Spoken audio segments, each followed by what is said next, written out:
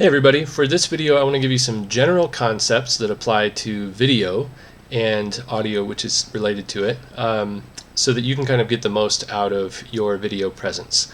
Now that a lot of us are teaching remotely and we're recording more videos to post on our virtual classrooms and things, this is becoming much more important. Personally, I believe that if I can put forth something that is relatively excellent, or at least that my students can see I'm taking it seriously, then they're more likely to engage and more likely to take it seriously themselves.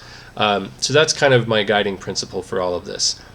In this video, it could get really long, so I'm going to try to just be as brief as possible and give you things to think about, not necessarily all of the solutions because it can get really technical, but I'll give you 3 things to think about, and then there are a myriad of resources online. You can do a quick Google search on these things, but the 3 things I want you to think about are lighting, sound, and camera angle. All 3 of those things play a pivotal role in the viewer's experience of your videos. So let's talk first about lighting. Generally speaking, you want your face to be well lit from the front, and preferably from a diffused light source, or maybe even 2. Personally, right now I have 2 diffused light sources on either side of me. Yeah, I think I'll leave it at that because we could get really technical. We could get into a lot of details there, but that's the general principle. Just be aware of your lighting. Make sure that students can read your facial expressions because that helps to provide an emotional connection between you and them. Secondly, think about your camera angle. I prefer a pretty straight-on angle like this, so you're literally eye to eye with students. I think that, again, builds that relationship and that approachability. It also looks professional. If you want the most flattering angle, it's going to be above you a little bit.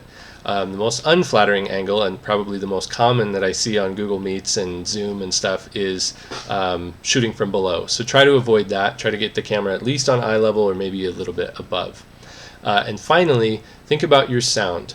I don't think this means you need to go out and buy a professional microphone. I'm not using one right now. I'm just using the built-in microphone. But think about things like background noise. That can be incredibly distracting in a video.